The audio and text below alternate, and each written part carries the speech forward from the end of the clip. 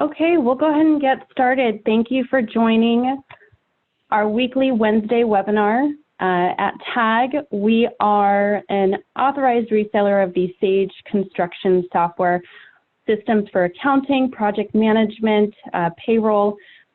Part of our initiative for this year was to bring very valuable information related to utilizing the software and ultimately just becoming successful within your back office to our construction clients and other resources to benefit their network as well.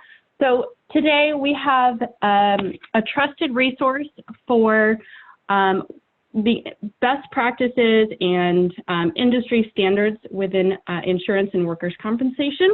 Eric Dahl is someone that brings to the table over 15 years of experience and is very trusted among our clientele. So with that, I'd like to introduce Eric for his presentation.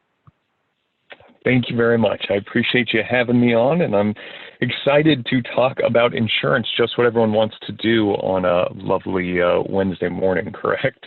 But truly, this part about the insurance is what I do love the most, and it is related to safety and risk management. And the reason why I like it so much is a couple of things. Obviously, it's important to take care of your employees and take care of your customers and take care of your business. But secondly, it's also the most significant way that businesses can actually impact their insurance costs. So going out to market, shopping it around, sure, that saves you a little bit of money here and there when you go through that process, but to truly take control, manage your loss and safety, minimize those claims from happening, and then if they do occur, managing them properly is going to have the most impact on your insurance costs. Most of my clients, when I start working with them, our goal is to reduce insurance costs by 50% or more by using these strategies that I'm going to outline for you guys today, and then coupling that with having access to then different types of insurance products that really help you get the true ROI on your efforts for safety and risk management. So with that, I'd love to talk about two components of workers' compensation, preventing claims on the risk management side, but then also talking about what happens and what should you do if and when a claim actually does occur.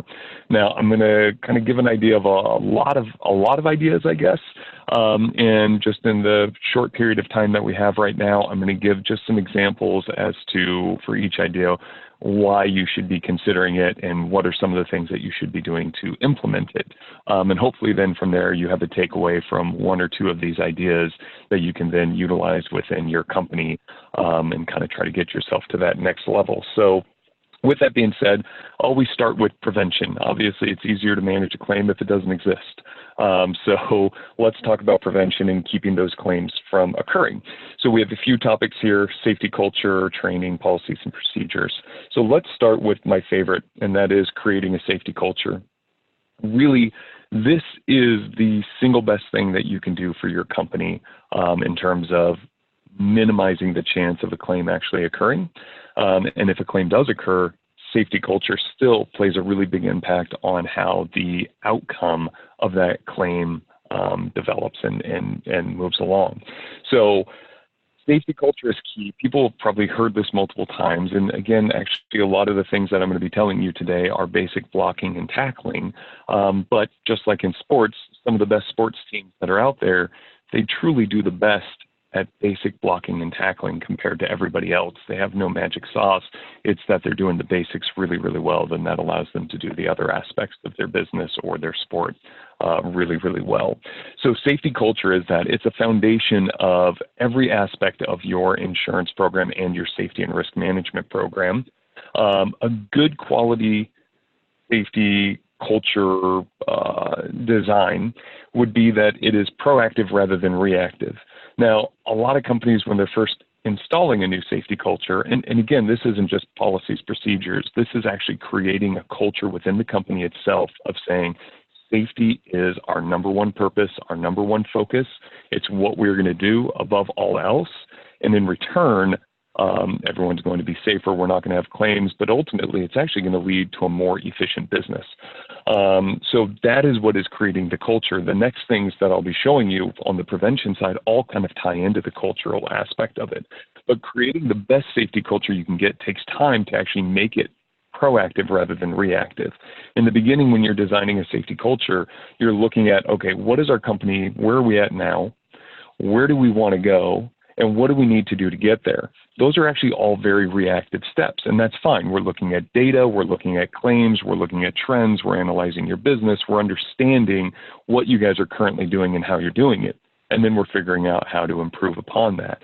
But eventually, after about a year, 18 months, 2 years, it changes to where you now have a lot more control. You've got a good foundation in place. And now we're looking at things that could go wrong, not things that are going wrong. When it becomes proactive, that is when you know you're doing something really right for your business and for your safety and your risk management. And that's when you start seeing the biggest rewards. You can get the highest ROI on creating a safety culture. You can actually make money off of this. And part of the ways that you make money off of this is reduced insurance costs. Obviously, fewer claims leads to lower premiums, and that saves you money. But we also find that an indirect benefit of this is we see fewer lost time of days, not only from when a claim, if it occurs, happens, but also for employees just simply having less absenteeism. We also have noticed lower turnover. I have one client where we reduced their turnover by 50%, and it all started by working on their safety culture. This safety culture ended up becoming just the overall business culture, and created a better environment where employees were happier to work, and their turnover went down by 50%. This is a company, by the way, that has over 2,000 employees, so it was pretty significant when we see that level of turnover, which is known for being over 200% at any one time. It was a pretty significant reduction in savings and costs. We also see lower EPL claims. We see lower general liability claims, believe it or not. So when you have good safety culture, you're not only reducing risks and exposures for workers' compensation, you're actually reducing risk of loss for auto liability, for general liability, for property damage claims. It all actually revolves around your safety culture. And we also see then improved claims results if a claim occurs. By having a good safety culture in place, if something does happen, we have the right steps to manage a claim. We also have happier employees. We have less litigation. So overall, we just see improved results from safety culture. That's why it's my number one thing that I can recommend to any company is focus on installing a safety culture. Okay, so what part of that safety culture, how do we get there? Well, safety training is obviously really important. So a lot of companies say, well, we do a 5-minute toolbox talk, and that's great. You should be doing that. But how are you doing it? That's the real big question. How are you delivering that message?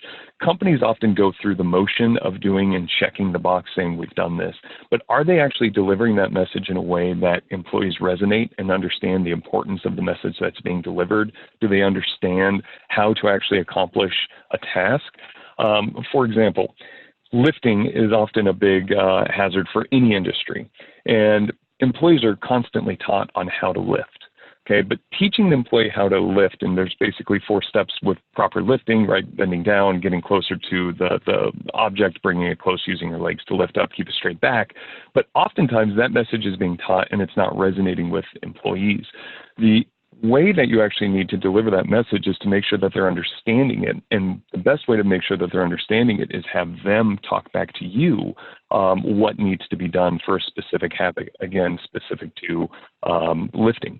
So rather than saying, here's what you do you know how to do it? And the answer is yes. We teach them how to do it, and then later we go back and we talk to them and we say, okay, a week ago, 2 weeks ago, we taught you proper lifting procedures. Can you please explain what they are? And the best part of having them explain that to you is if it's a 4-step process, right, and they get 3 out of the 4 right, that's fantastic. We're not upset with that. But now we know specifically where the breakdown is of what they don't understand in that 4-step process. And then we can coach them directly on those types of mistakes. We don't need to retrain on all 4 steps. We can train specifically on that 1 step. So The idea of having good safety training is we also have a consistent message. You might have multiple sites, multiple locations working at once. We want to get everyone on the same page. And we, again, want to start being proactive rather than reactive. Now, most of the time, the training that we start out with is based on existing claims and issues that we've seen occur for your specific history and what's specific to your industry. But from there, we also want to look at, okay, what can we do proactively to say these are generally the #1 causes of losses we see overall, or these are the highest risk hazards that our company encounters. We may not be having claims in this space, but what can we do to keep them from happening in the first place? You can get measurable results off of safety training, and again, it has to be that behavior-based. We want to change the behavior of the employee. We don't want to just simply deliver a message. We want it to resonate, and we want them to eventually start looking at things differently. They don't just show up to the job site. We know it's resonating when they start coaching other employees on how to lift correctly when they see them doing something incorrectly. And again, it comes back down to how to train your managers on how to deliver those messages to the frontline employees. And again, it just creates overall safety awareness. Policies and procedures. Now, this is a foundation of any good safety program, is having good quality policies and procedures in place. Now, when I say policies and procedures, I don't just mean having a safety manual, having an IIPP, having an employee handbook. This is actually using those handbooks, having them designed specific, again, to your operations. They need to match the culture that you currently have or are desiring to have. And this is something that needs to be a living, breathing document that employees truly know and understand and truly refer back to. So that is really, really important. A lot of times companies go through the process of putting these in place, put them on a shelf and never address them again. That's not good for two reasons. One, it's not helping the overall message and goal of what those policies are designed for. But two, it actually could cause a problem with OSHA. Let me give you an example. OSHA requires certain things, right? We have heat illness prevention that we need to be talking about at certain times of the year. That needs to be in a safety handbook or in an IIPP. Now, if OSHA requires that you have safety meetings quarterly, and you guys in your safety handbook actually say you're going to be having them monthly, if OSHA comes out and does an inspection and you guys are actually only doing them semi-monthly, so you're doing them 6 times a year, which is still more than the OSHA required 4 times a year safety meeting, you would think, hey, I'm still exceeding the OSHA standards. Well, that's actually incorrect. OSHA is now your new standard, is based on your own IIPP. So you can choose to set your standards at OSHA levels or above. But if you make them above OSHA standards, that's your new baseline. And if they come in and look at your policies and procedures and see that you're not having those safety meetings monthly, but semi-monthly, you can actually be dinged for that. So it can be really detrimental to sometimes overpromise things within your own safety handbooks. So again, it makes sure if you are putting them in there, you're actually delivering on them. So, and again, the key thing to your policies and procedures, you really must match the desired culture to the overall goals and message that's in that safety handbook. Job safety analysis. Now, this is something that I do recommend doing. It's one of the things that you can often do a little bit later in the process, or sometimes is one of the very first things we do. But a job safety analysis is taking a true understanding of what your employees do for every specific job or every specific role within your organization. The beauty of this is it allows you to further tailor your safety and risk management program to understand what your employees are doing every single day and what their risks are. But it also can help you from a return to work program, and it can help you when claims occur and working with your clinics. And I'll talk about that in a little bit more detail when we're talking about the claims management side. Personal protective equipment. Now, most companies do a very good job from a personal protective equipment standpoint in offering the personal protective equipment, but what we often see is them being lax in actually requiring the implementation and utilization of personal protective equipment. So this is something that is really crucial, and it really has an impact for your employees when you provide this equipment, but actually when you're requiring that they enforce it. Believe it or not, as annoying as they sometimes feel that employers can be when they're badgering them to use specific pieces of personal protective equipment, they also really appreciate the fact that their employers are looking out for them. We actually see that it increases morale when employees have higher access to personal protective equipment, meaning they know where it's at, they can get it quickly and easily, and if it is missing for whatever reason or damaged, the company is quick to replace it. A lot of times we find that that can be a struggle for employees that something is missing in getting a new updated piece. When they see that the company is very proactive on replacing that and making it accessible, employees do feel valued, and we do see a good correlation to improved safety culture. But again, it comes back down to strict enforcement of using personal protective equipment consistently across the organization. And the number one way to do that is by making sure that your managers and supervisors, anyone from the CEO all the way down, is adhering to using that personal protective equipment whenever they are on site or anywhere that requires it. So one of the last things that we're going to talk about on the preventative side is actually talking about near-miss accident investigations. Most companies are, I wouldn't even say most, some companies do an accident investigation after an injury occurs. That is fantastic, and we don't want to stop that. But what most companies don't do is they don't actually do an investigation on the near-miss accident. Okay, and we need to be paying attention to those. Those are really crucial because those are the leading indicators. Those are where we can be proactive and say, wow, we had 3 incidents in the last month where the employee didn't get injured, but they did trip over something or they did do something that could have led to an injury. And we need to figure out why, because we're starting to see a trend here or consistency here. And if we can figure out a way to mitigate that from happening again in the future, then most likely it won't lead to an actual claim or injury down the road. So near-miss accident investigations are truly crucial when you are evolving and expanding your safety program. That's really kind of getting it to the next level where you're no longer being reactive to the claims that occur, but you're being proactive to the things that potentially could occur. Again, this leads back to showing the overall awareness for employees in that culture. When employees have a sit-down investigation, and I say investigation, not interrogation, of understanding what event occurred, what happened, how did it occur, how do we keep it from happening again, employees, if this is done correctly, actually feel valued, and they say, wow, the company really doesn't want me to get hurt. They're willing to stop and take time to figure out how we can prevent this from happening again. They've given me this training, or they've given me this new personal piece of protective equipment to protect me. Again, it creates high morale for the employees, and we have a very positive result because of it. All right, so now that's on the preventative side. And again, I apologize if I'm going really fast here, but we have several topics to get through on the management of claims as well. So the goal obviously is to keep a claim from happening, but at the end of the day, accidents happen. And if they do happen, we need to know how to navigate them. So there are several things that we can do from a claims management standpoint to actually reduce the cost of a claim and reduce the duration of a claim when it does occur. So the first one is using some sort of nurse triage.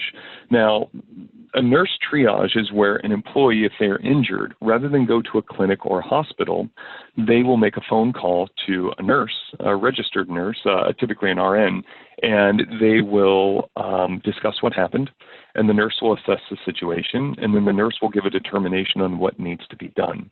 Now, the nurse can say, just put ice on it, sit to the side for 30 minutes, call me back. Or if it feels better, feel free to go back to work. Or a nurse could say, you know what, this sounds more severe than something that you can handle on site. You need to go to a clinic to be looked at. And other times they also will refer them to an emergency room if needed.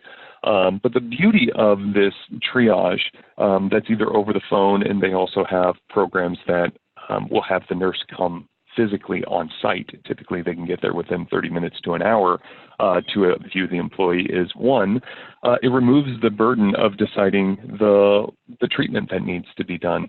Managers on site are generally remiss to have to make that decision to say, is this something they can put a Band-Aid on? Is this something they can flush out with their eye? Is this something that they can just put ice on? Is it a sprain? Is it a break?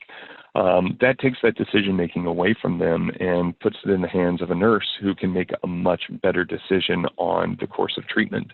So that's a big benefit right there.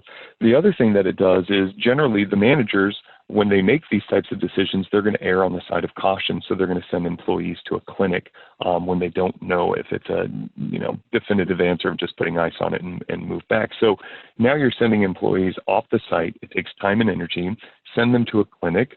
Oftentimes clinics aren't quite as favorable for the employer when it comes to managing claims, and these claims can be expensive. Most of the time, clinic costs are about $1,000. So we try to avoid going to a clinic because that is a recordable event. It goes onto your workers' compensation.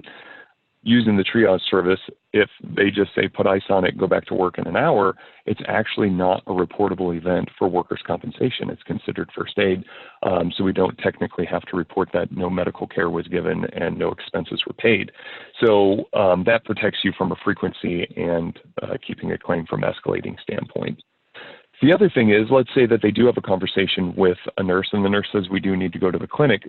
These are recorded conversations and documented, and generally they say go to this clinic, so they're directing them to a clinic that's within your MPN, and oftentimes they will then send all of that information ahead of time to the doctor at that clinic and say, this employee complained of right shoulder pain from doing this and this and this of activity. Be prepared for this, and here's what they told us. So when the employee shows up, they don't just say, oh my goodness, my right shoulder hurts, and actually my left hip and ankle hurt too. The doctor at the clinic can say, well, 30 minutes ago before you got here, you only complained of your shoulder and you said that you had this specific type of injury. What happened between now and then? So it really does help minimize the chance of a claim escalating to multiple body parts and employees trying to take advantage of the system. This has a direct, return on investment. Generally, we see about 60% reduction of claims, where most claims are rejected and they are considered first aid only. So that way they can be handled on site. They don't need to go to a clinic. And again, if the average cost of a clinic is $900 to $1,000, you're saving $900 to $1,000 every time that they aren't sent there. So we can see a direct measurable result on your claims because of that. Clinics. Now, what happens when they get to a clinic? I don't know if everyone, I so apologize here, let me take a drink of water, has a relationship with the clinics. And when I mean a relationship with the clinics, that means you went and personally met with the doctors, had a conversation about your business, what you do, what the specific job functions are of each employee, and what type of return to work is available if an employee is injured. That is a crucial step that most companies fail to make with provider networks because clinics are then always going to be extra conservative on assuming what somebody's specific role and job function is. So by having a relationship with the clinic, they're going to know more about your business. They're going to know if you have return to work available.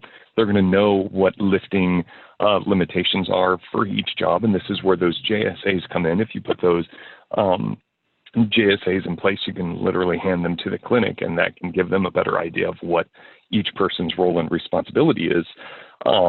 This is a really crucial function. It also allows you to interview the clinic and see if they are more proactive for the employee, proactive for the business, fair and balanced.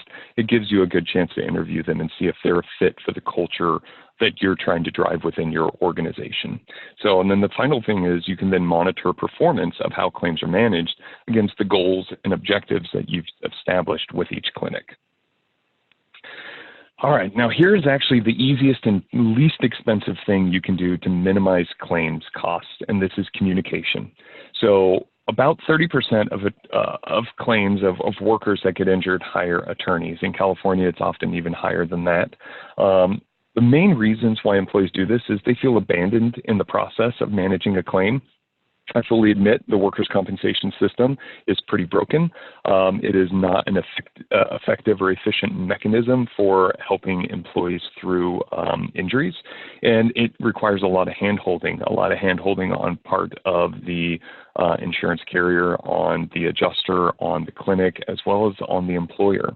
And most employees feel that they've been abandoned in this process. The employer just tells them, hey, work comp's going to take care of you, and they don't really help manage that process. So the number one thing you can do is be highly involved when a claim occurs. And that basically comes down to just communication. If an employee is injured and goes to the clinic, take them to the clinic.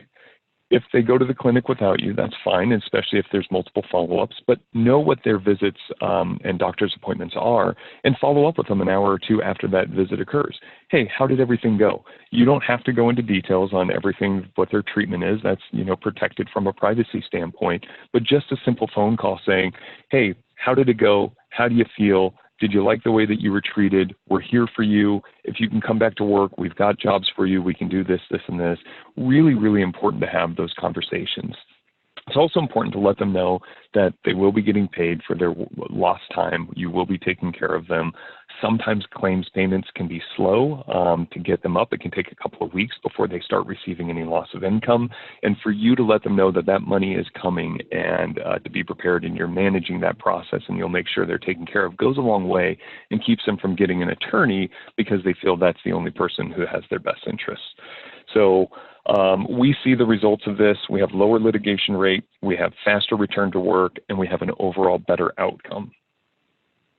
Reporting. One of the biggest things that employers are slow to do is reporting an actual claim. And again, this costs no extra time, no extra money for you, but it is to report claims quickly when they occur. One of the beauties of, again, utilizing a nurse triage, whether on-site or off-site telephonically, is those claims, if they do occur to become an actual claim where they go to the clinic or beyond, those claims can automatically be tendered to the insurance carrier on your behalf if you would like to structure it that way. The beauty of that is, in general, slow to report claims cost more money. Anywhere from 7 to 14 days if you report the claim after it occurred, it increases your cost of that claim by 18% at minimum, and this is nationwide. California is even more expensive. 15 to 28 days later after a claim, there's a 30% rise in cost for a claim. And part of that reason is because it can become litigated. Part of that reason is because something might actually be festering and becoming further injured due to utilization of that injured body part that shouldn't be, and it should be getting some specific treatment. And it could just be overall frustration of the employee and missing time off work, and that increases the indemnity portion of the claim. So reporting is really, really crucial. The best practice is to report within 24 hours, even same day, but you are going to see effective results. Employees, again, feel like they're being heard by their employers. They're being recognized that they're injured and that they are going to be taken care of. It decreases litigation on there. Or increases slower reporting, increases litigation. It also, slower access to care could increase the injury, and it reduces the time frame of being able to deny a claim. If you feel that a claim is fraudulent, we only have a specific period of time to actually deny that claim. If we miss that period of time, then we're not able to deny that claim and actually have to pay 100% of those claims costs, even if we can prove fraud.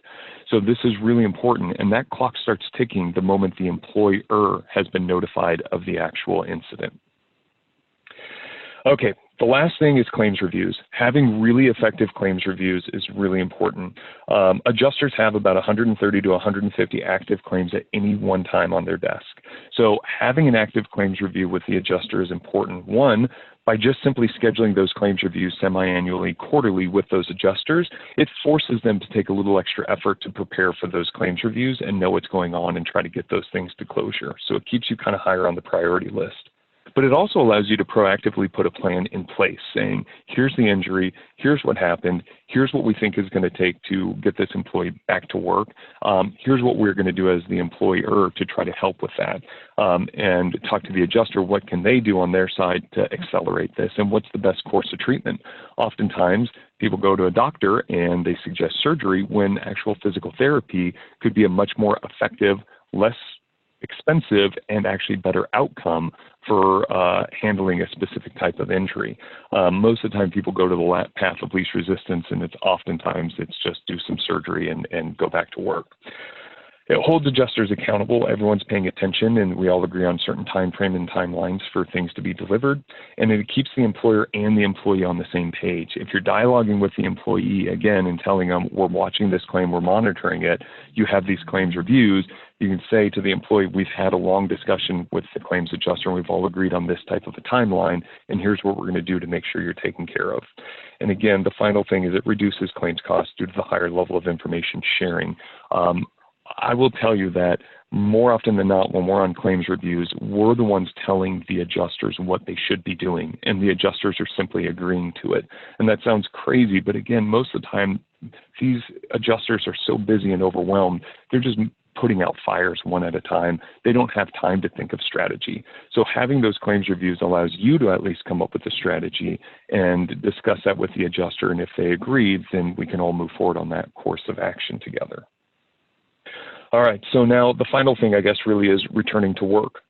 Return to work is a really critical aspect of reducing claims because your indemnity side, which is the payment of lost wages for employees, is the indemnity side. That is when they are not working, they're being paid for that time off. Bringing them back to work is really crucial because that minimizes the size of that claim. Now, granted, you're paying for their wages when they come back, and they might not be working as effectively and in a limited role, but at the end of the day, you're still paying all of those claims costs, in my opinion, one or the other, where it's coming out through payroll or the insurance carrier is paying it. And in fact, it's worse when the insurance carrier pays it because that claim stays on your loss history for 5 years and it impacts your mods for 3 years.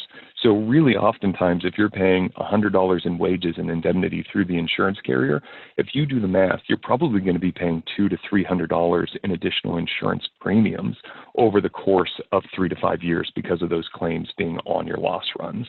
So it's really important to try to get them back to work. Now, being in the construction industry, you may not have work that they can do. They can't just sit in the office and count paper clips. They can't be in the field because that might be too physical.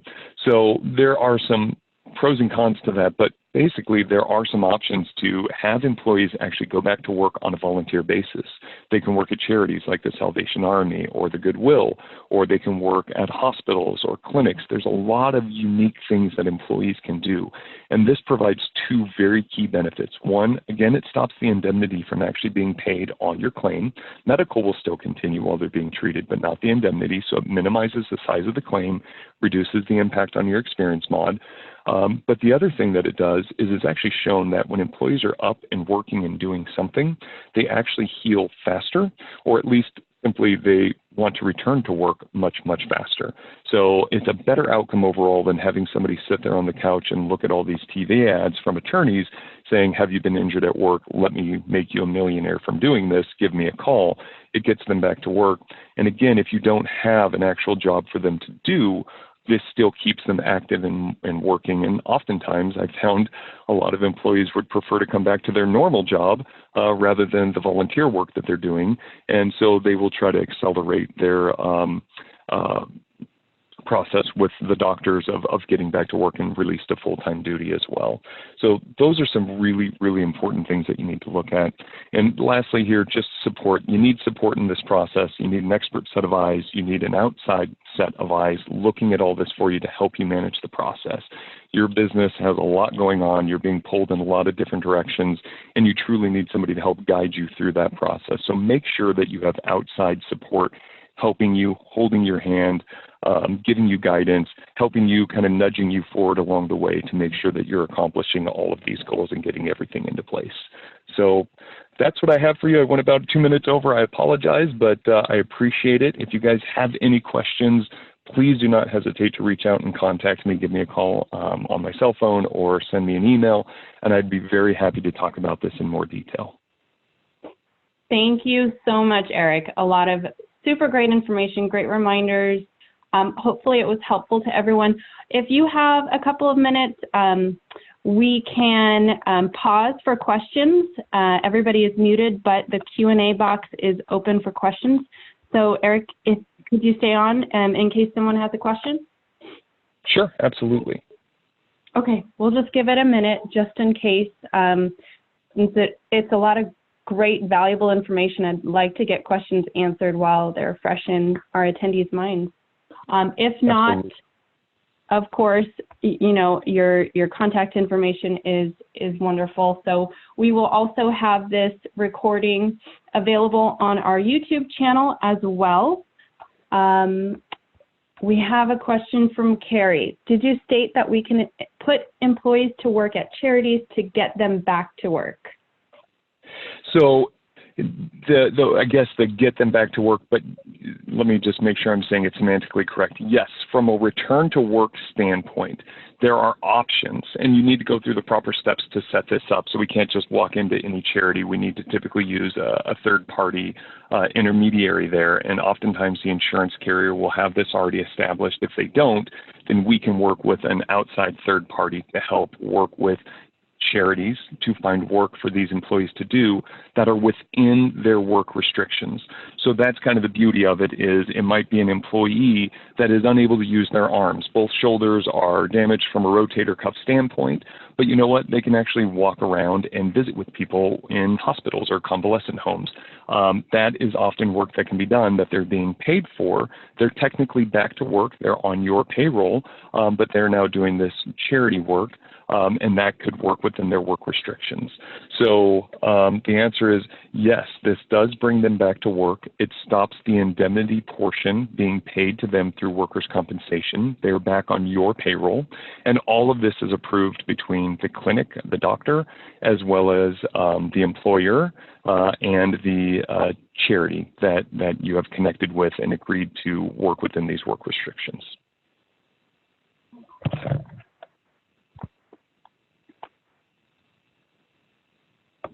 I really love that idea. Thank you. Carrie says thanks.